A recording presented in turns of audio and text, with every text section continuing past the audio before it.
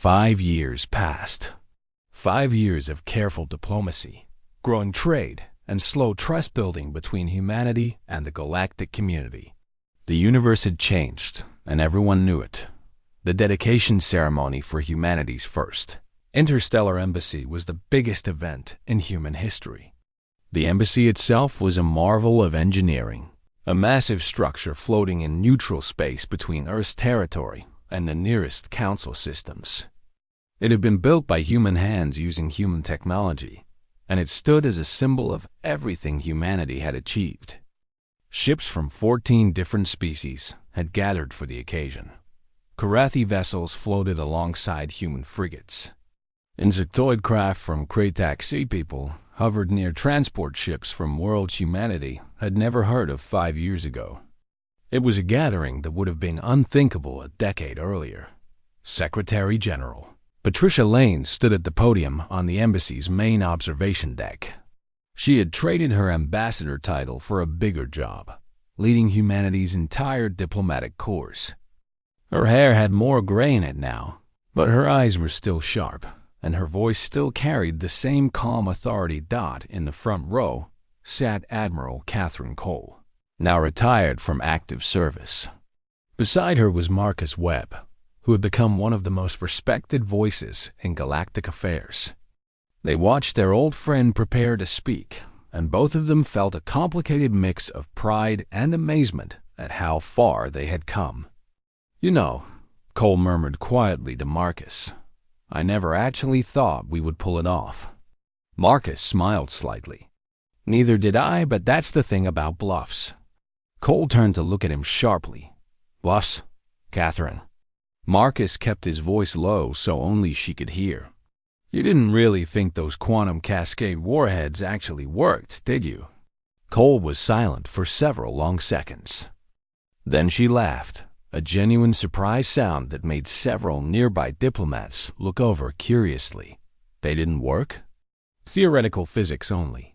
We had prototypes. We had designs.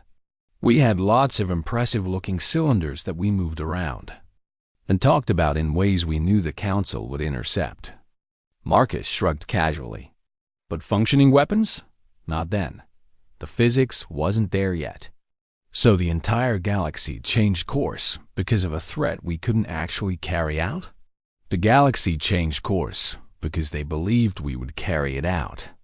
That's what matters." Marcus turned to watch Patricia step up to the microphone. "Besides, we've made quite a bit of progress in the last 5 years. Funny how much funding you can get for weapons research when the whole species thinks its survival depends on it." Cole shook her head slowly, but she was still smiling. "You magnificent liars. We prefer the term creative diplomats." On the podium, Patricia began her speech.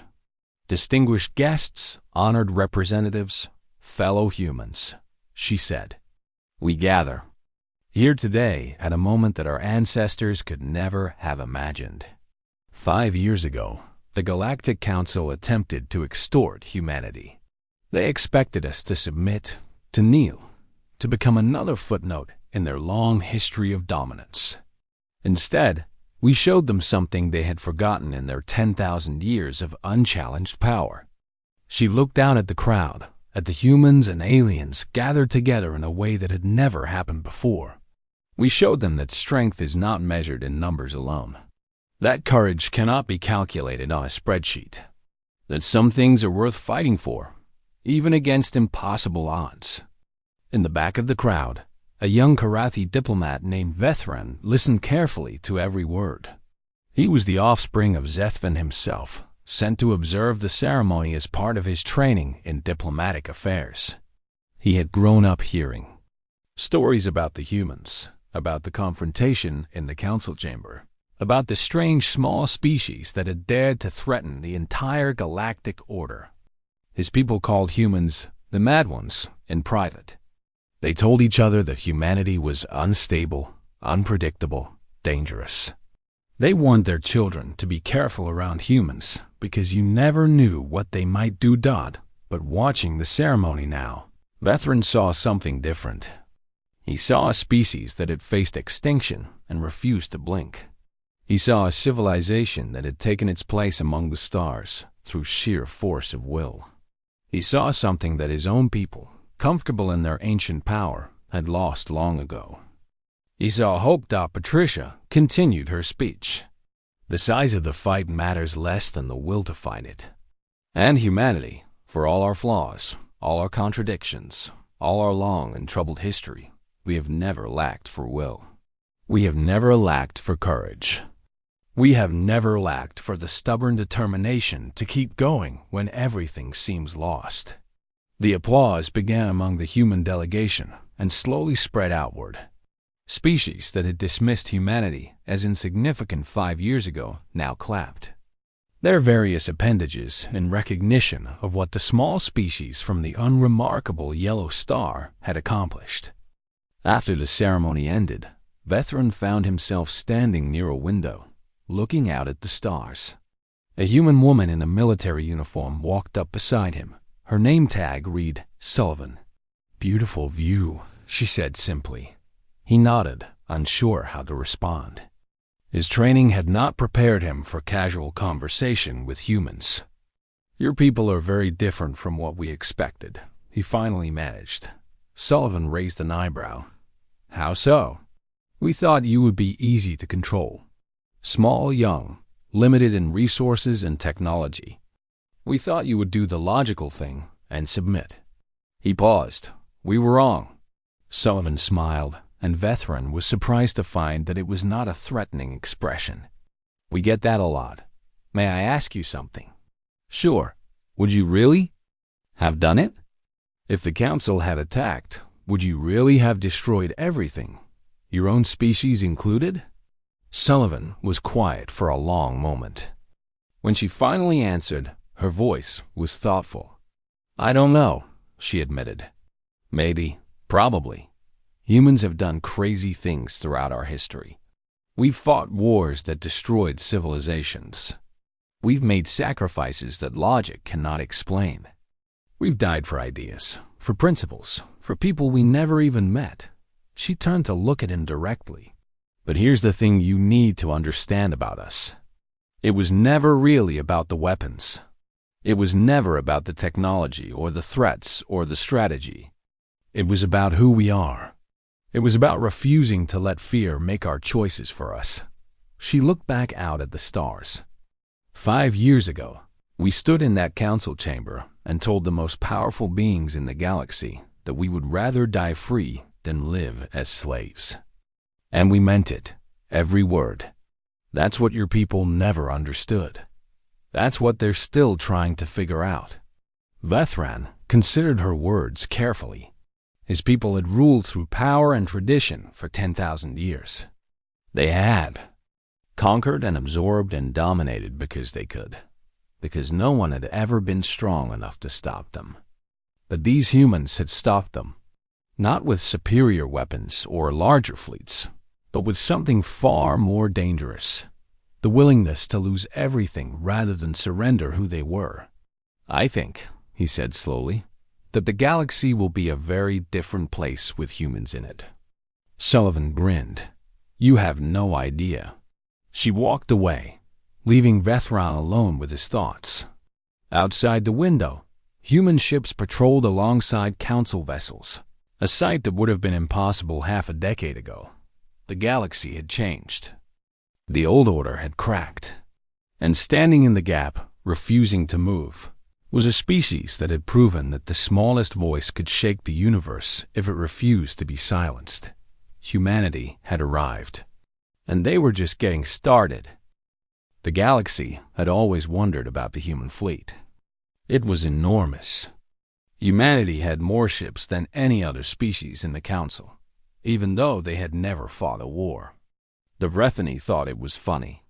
They called it the Parade Fleet, because they believed humans only built ships to look impressive during ceremonies. The insect-like Cricks thought humans were simply afraid of the universe and built ships to feel safe. The Council's military experts had studied human vessels for centuries and decided they were no real threat. The ships were old designs. The humans had no combat experience. If war ever came, the experts said, humanity would fall in a matter of weeks. The experts were about to discover how wrong they were. Deep in the asteroid belt between Mars and Jupiter, far from any trade routes or council observation stations, Admiral Grace Holloway walked through a doorway that officially did not exist. She entered a chamber carved from solid rock. And in that chamber sat the true flagship of the human fleet. It was called the Silent Fury, and it was the most powerful warship ever built by any species. The Silent Fury had never been registered with the Council. It had never appeared in any official records. It was humanity's deepest secret, built over 500 years by workers who took their knowledge to their graves.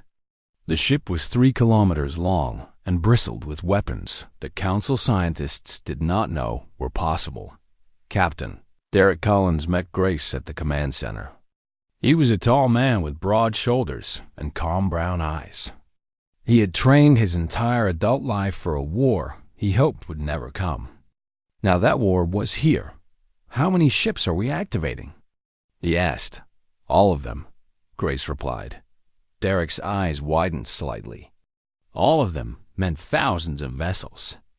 It meant shipyards hidden inside asteroids and moons. It meant factory worlds that had pretended to make farming equipment for centuries while actually building weapons. It meant military bases disguised as research stations, training facilities hidden inside mining operations, and soldiers who had spent their careers preparing in secret. Humanity had been playing a very long game on a moon orbiting Neptune. Commander Nicole Harper received her activation orders. She led the 14th Orbital Drop Division, a unit of ground soldiers trained to drop from space directly onto enemy targets. Her soldiers were the best of the best, chosen from millions of applicants and trained until they could fight in their sleep. None of them had ever seen real combat. All of them were ready. Nicole gathered her troops in the landing bay. They were young men and women with determined faces, wearing the black armor of the drop division. Many of them had family members among the stolen children. All of them had watched the videos from New Eden. The Council thinks we have been sleeping, Nicole told them. They think 2,000 years of peace made us soft and weak. They are about to learn the truth. We were not sleeping. We were waiting. We were preparing. We were building something they cannot imagine. She looked at each face in turn. Today we stop waiting, she said. Today we go and bring our children home. The soldiers cheered. The sound echoed through the metal corridors like thunder. Meanwhile, at the Galactic Council headquarters on a station orbiting a distant star, the alien leaders were feeling quite pleased with themselves.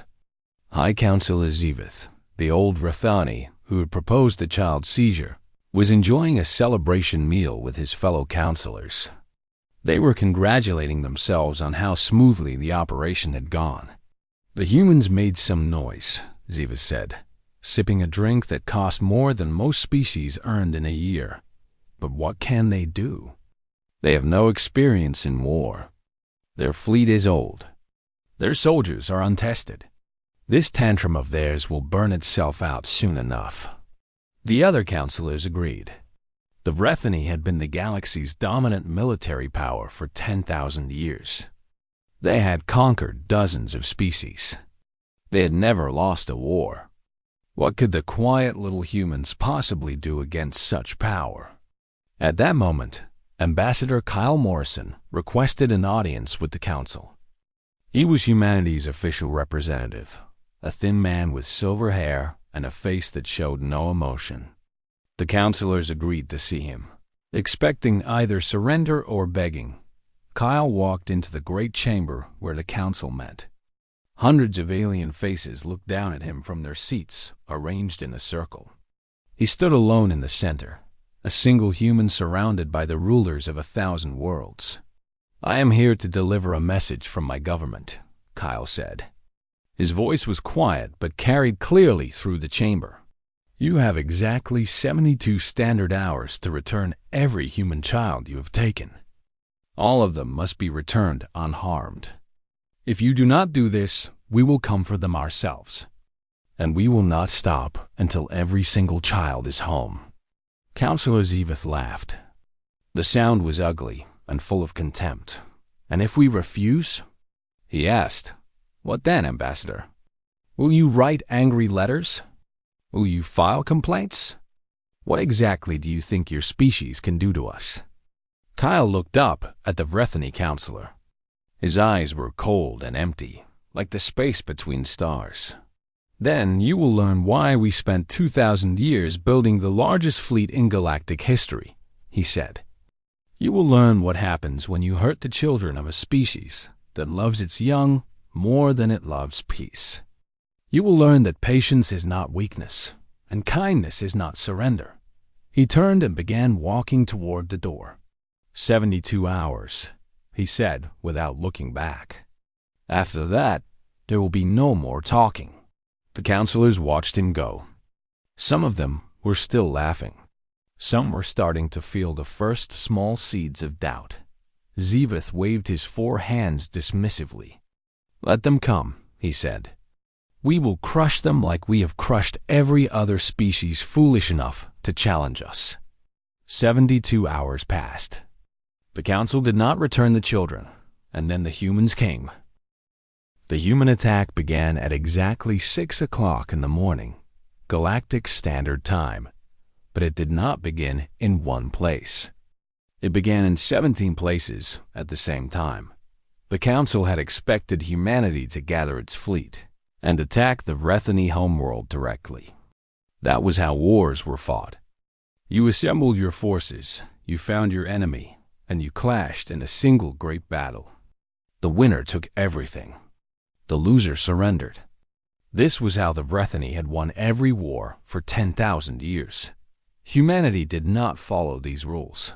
Human ships appeared out of nowhere in 17 different star systems. They struck military bases, supply stations, communication centers, and the facilities where human children were being held. The attacks were perfectly coordinated. Each one hit at exactly the same moment. The Council's commanders had no time to warn each other, no time to send reinforcements, no time to understand what was happening. Captain Derek Collins led the assault on Vreth Station 7. This was a massive space station orbiting a gas giant, and inside it were 800 human children waiting to be transported to correction facilities deeper in Council space. Derek's mission was simple: destroy the enemy ships, capture the station, and bring the children home. "All pilots, remember your training," Derek broadcast to his squadron of fighters. "We are here for the kids. Everything else does not matter." The Vrethany defenders were confident at first. They had won countless battles. Their ships were fast and powerful. Their pilots were veterans of a dozen wars. They watched the human fighters approach and prepared to teach these inexperienced newcomers what real combat looked like. The lesson lasted about 4 minutes. Then the Vrethany stopped being confident and started being terrified. Human pilots flew their ships in ways that should have been impossible. They made turns so sharp that any other species would have passed out from the force. They dove through gaps between ships that were barely wider than their own wings. They fired weapons with accuracy that Council computers said could not exist. The Vrethany pilots, trained to fight enemies who followed predictable patterns, found themselves facing chaos that seemed to have a mind of its own. How are they doing this? A Vrethany pilot screamed into his radio. Before a human missile turned his ship into fire and scrap metal dot, no one answered him. Inside the station, Commander Nicole Harper led her drop troops through the breach points. Her soldiers had blasted 7 holes through the station's hull and poured inside like water through a broken dam. They moved in perfect coordination, each team knowing exactly where to go and what to do. The Vrethany guards fought hard. They were big and strong and well-armed, but they had been trained to fight enemies who were afraid of them. They did not know how to fight enemies who seemed to feel no fear at all. Private First Class Danny Morris was only 19 years old. He had joined the military because his little sister had been taken from their home on a colony world called New Hope. She was 7 years old and loved to draw pictures of animals and flowers. The last time Danny saw her, she was crying and reaching for him as Vrethany. Soldiers carried her away. Danny had not slept more than a few hours since that day. He had trained harder than anyone in his unit. He had memorized every corridor of Vreth Station 7. He knew exactly where the children were being held. When his team reached the detention area, they found a Vrethani guard using a human girl as a shield. The guard was holding her in front of his body, his weapon pointed at the soldiers. "Drop your weapons or I will kill this one," the guard said. His voice was calm. He had done this before. Danny did not drop his weapon. Instead, he took a breath, steadied his hands, and fired a single shot through a gap in the guard's armor that was no wider than 3 centimeters. The guard fell. The little girl ran forward, crying and screaming. Danny caught her in his arms. She was perhaps 6 years old, with brown hair and big green eyes filled with tears. "I want my mommy," she sobbed into his shoulder. "I know, sweetheart," Danny said. His own eyes were wet. "We are taking you home." All across the station, similar scenes played out. Human soldiers found children huddled in cells and dormitories. They found kids who had been separated from their families for weeks, who had been told they would never see their parents again, who had started to believe that no one was coming for them. The soldiers told them the truth. Help had come. They were going home. Outside the station, the space battle was ending. The Vrethany fleet that had guarded this sector was burning. Human ships moved through the wreckage, hunting down any vessel that tried to escape.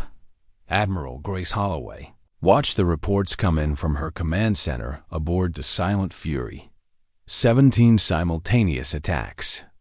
17 victories. Thousands of children rescued. The war was only a few hours old, and humanity was already winning. But Grace knew this was just the beginning. The Council had thousands of ships spread across the galaxy. The Vrethany homeworld was defended by the largest military force any species had ever assembled. And there were still tens of thousands of human children waiting to be saved. "Admiral," Lieutenant Kevin Price reported, "we are receiving a communication from the Crix Collective. They want to talk." Grace raised an eyebrow. The Crix were an insect-like species that had stayed neutral in Council politics for thousands of years. They were builders and engineers, not warriors. Why would they want to talk to humanity now? She accepted the call. A Crix face appeared on her screen, all compound eyes and clicking mandibles.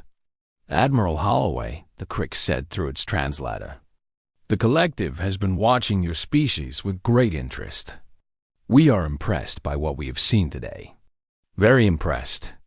We wish to discuss the possibility of working together." Grace allowed herself a small smile. The galaxy was starting to notice. The quiet ones had found their voice, and their voice was thunder. 3 weeks after the war began, the Galactic Council was falling apart.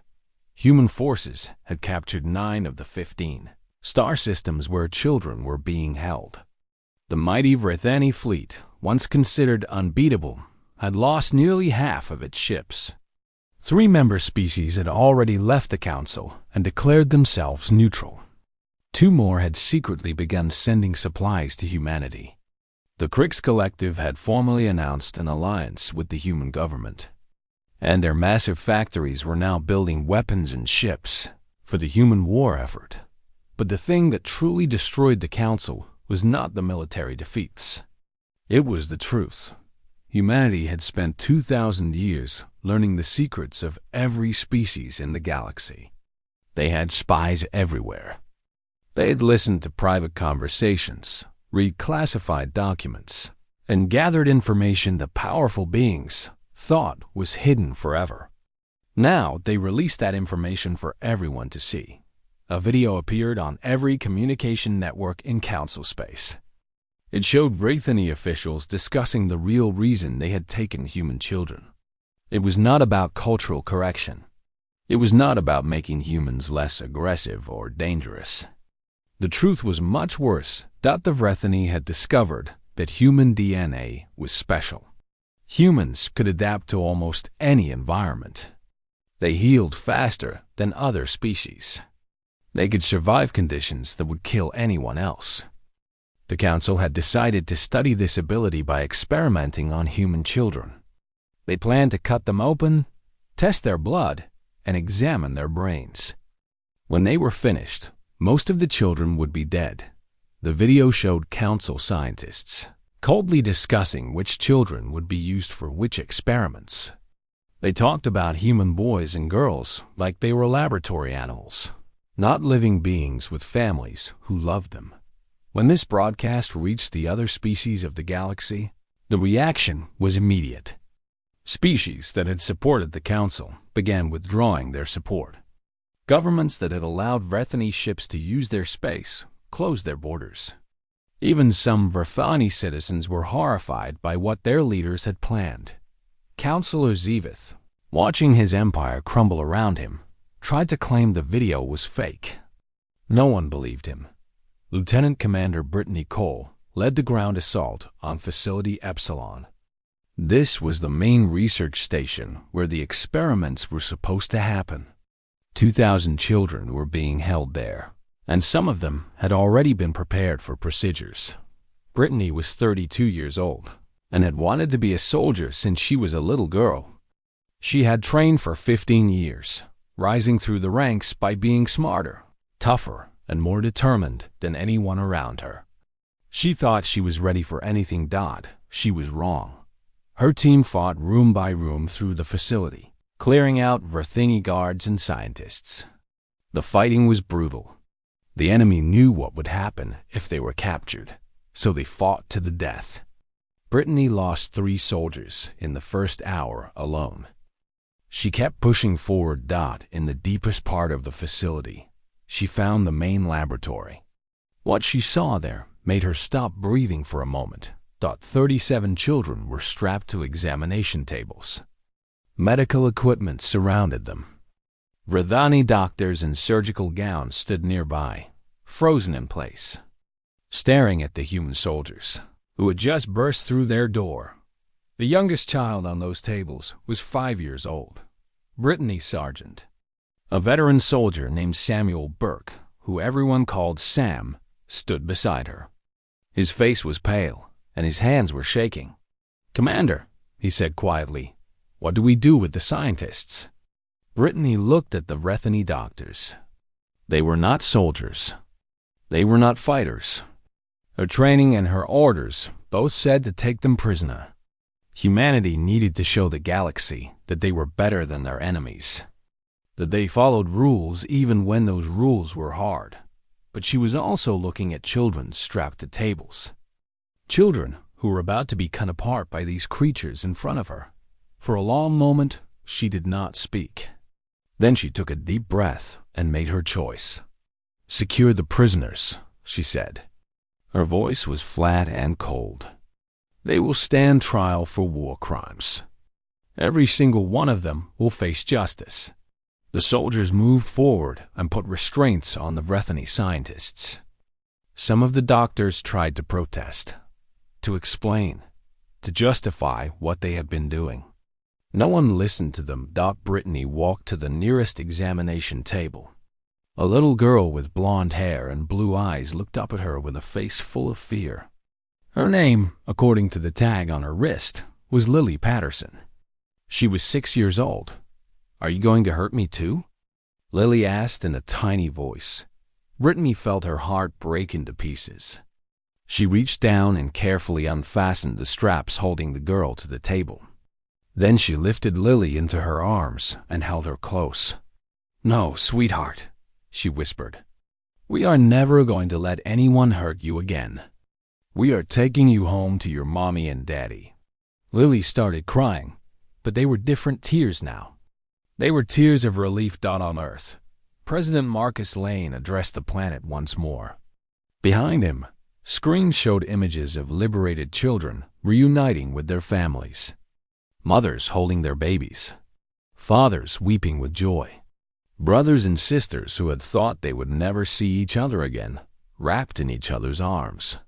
To the Galactic Council, the President said, "We offer you one final chance. Release all remaining human children immediately. Surrender everyone who was involved in this crime. Accept limits on your military power so you can never do this again. Do these things, and the war ends today. Refuse, and we will continue until there is nothing left of you but a warning to others." High Counselor Ziveth sat in his bunker on the Vrethany homeworld and watched the human leader speak. Outside, human dreadnoughts were entering his home system. His fleet was scattered and broken. His allies had abandoned him. His own people were beginning to question whether he should remain in power. His advisor, a younger Vrethany named Sareth, stood nearby.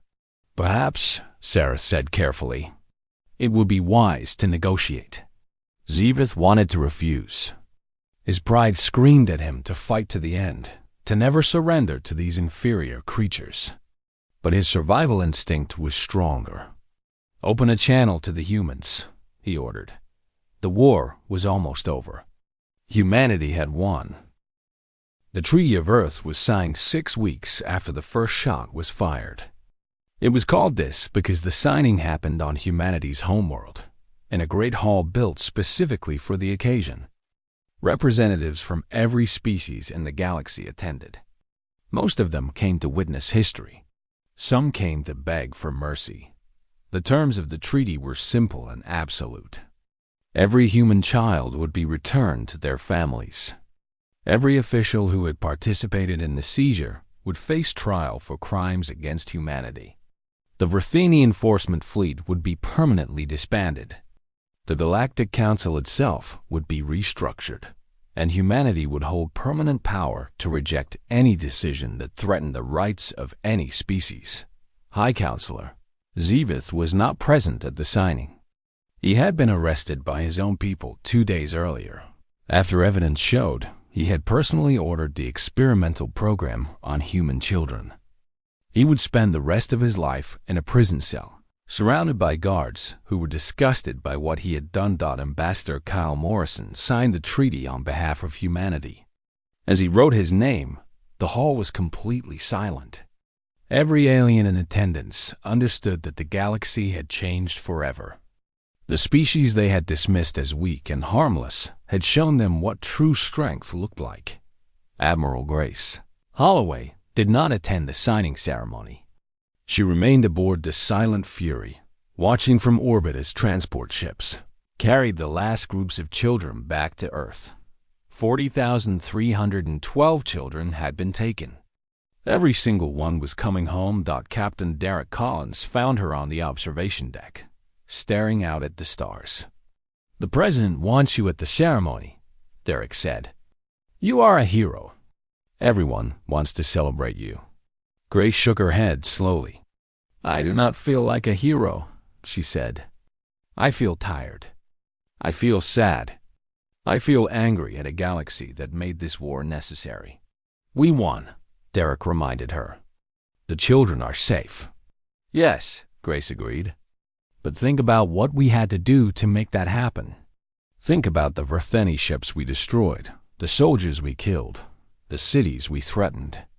We proved that we are capable of terrible violence when pushed hard enough. The galaxy will never look at us the same way again." Derek stood beside her in silence for a moment. "Is that a bad thing?"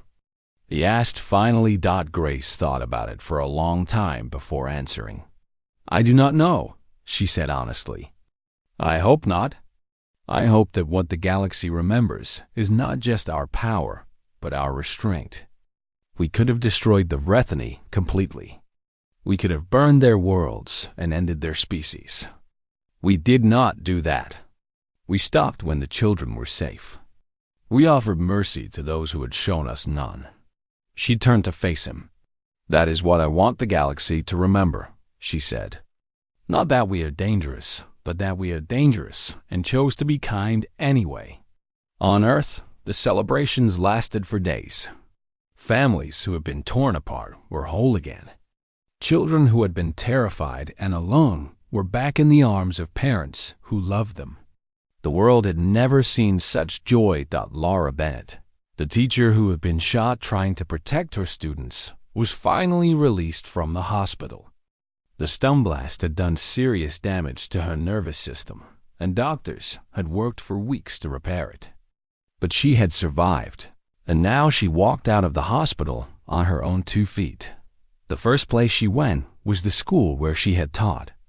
It had been rebuilt and repainted, and a new garden had been planted in front. Her students were there waiting for her, along with their parents. A little boy broke away from the crowd and ran toward her. It was Tommy, the child who had clutched her leg when the soldiers came. "Miss Lavra!" he shouted. "Miss Laura, you came back!" Lavra knelt down and hugged him so tightly that she thought her heart might burst. "Of course I came back," she said through tears. "I promised I would always protect you. I meant it." Ambassador Kyle Morrison was given a new job after the war. He was asked to lead the team that would rebuild the Galactic Council into something better. In his first speech to the Reformed Assembly, he spoke not of victory or revenge, but of responsibility. Humanity did not want this war, he told the gathered representatives. We built our ships hoping we would never need them. We trained our soldiers praying they would never have to fight. For 2,000 years, we chose peace, not because we were weak, but because we believed the galaxy could be better than it was. He paused and looked around the chamber. You took our children, he continued. You left us no choice. We came for them, and nothing in this universe could have stopped us. But notice what we did not do. We did not destroy your worlds. We did not enslave your people. We did not take revenge for every insult, every dismissal, every moment of contempt you showed us over 2 millennia. We are not conquerors. We are not monsters. We are simply a species that loves its children more than it fears war. The chamber was absolutely silent. We offer you partnership now, Kyle said. Trade, cooperation, perhaps even friendship in time. But never again make the mistake of thinking our patience is weakness. Never again presume to tell us how to raise our young. We have shown you what happens when you take something precious from us. Remember that lesson well. In the years that followed, humanity became something new in the galaxy. They were not feared exactly, but they were respected in a way they had never been before. Other species learned that humans would help them, trade with them, and work alongside them in peace. But they also learned that there were lines that could never be crossed. On New Eden, the colony world where the nightmare had begun, a memorial was built on a hillside overlooking the capital city. It was a simple structure made of white stone, with the names of every soldier who had died bringing the children home carved into its surface. At the top of the memorial, a single sentence was written in letters large enough to be seen from the city below. The sentence read, "They took our children. We brought them back. And then we built a better galaxy." Admiral Grace Holloway visited that memorial once every year, on the anniversary of the day the war ended. She would stand in silence, reading the names of the people she had sent to fight, remembering their faces and their voices and their dreams. But she also remembered the good things. She remembered children running into their parents' arms. She remembered families made whole again.